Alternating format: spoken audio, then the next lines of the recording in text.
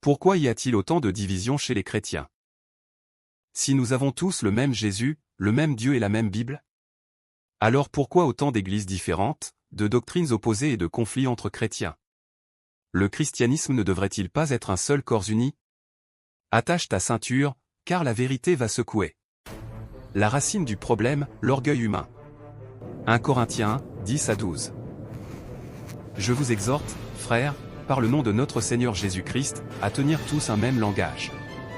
Mais j'ai appris qu'il y a des disputes parmi vous. Chacun de vous dit, moi, je suis de Paul. Moi, d'Apollo. Moi, de Cépha. Et moi, de Christ. Déjà au temps de Paul, les chrétiens se divisaient à cause de leurs leaders et de leurs interprétations. L'orgueil spirituel pousse les hommes à créer leur propre groupe, leur propre vérité, leur propre autorité. Chacun veut avoir raison, au lieu de chercher Dieu ensemble. Les différences d'interprétation de la Bible. 2 Pierre 3 verset 16, il y a dans les écrits de Paul des passages difficiles à comprendre, dont les ignorants tordent le sens, comme ils le font des autres écritures, pour leur propre ruine. Tout le monde ne comprend pas la Bible de la même manière. Certains lisent littéralement. D'autres lisent symboliquement. D'autres prennent juste ce qui les arrange. Résultat ? Des doctrines différentes naissent et chacun pense avoir la vérité absolue. Mais la parole de Dieu ne change pas. Ce sont les hommes qui la tordent. L'influence des traditions et cultures. Matthieu 15 verset 9, c'est en vain qu'ils m'honorent, en enseignant des préceptes qui sont des commandements d'hommes. Chaque pays, chaque culture ajoute ses propres traditions dans le christianisme. En Afrique, on parle plus de combat spirituel et de malédiction. En Occident, on insiste sur la grâce et l'amour. Dans certaines églises, on impose des règles humaines strictes, vêtements, alimentation. Résultat ?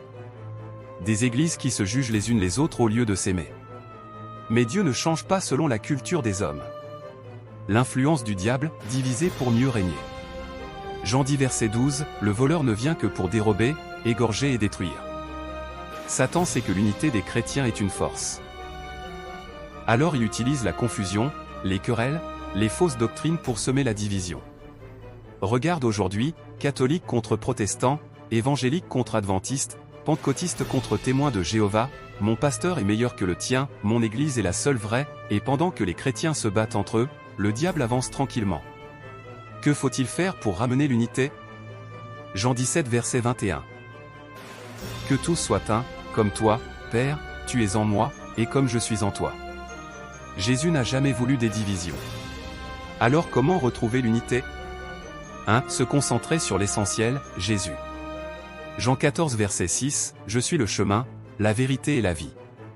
Nul ne vient au Père que par moi. Peu importe ta dénomination, si Jésus est ton Seigneur, nous sommes frères et sœurs.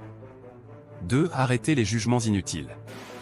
Romains 14 verset 13, ne nous jugeons donc plus les uns les autres. Chacun avancera selon sa foi. Apprends à aimer même ceux qui ne pensent pas comme toi. 3. Revenir à la Bible et non aux traditions des hommes. Marc 7 verset 13, vous annulez la parole de Dieu par votre tradition.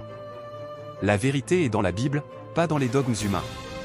4. Pratiquez l'amour avant tout. 1 Corinthiens 13 verset 2, si je n'ai pas l'amour, je ne suis rien. L'amour de Christ est plus puissant que toutes nos différences. Conclusion, nous sommes un en Christ.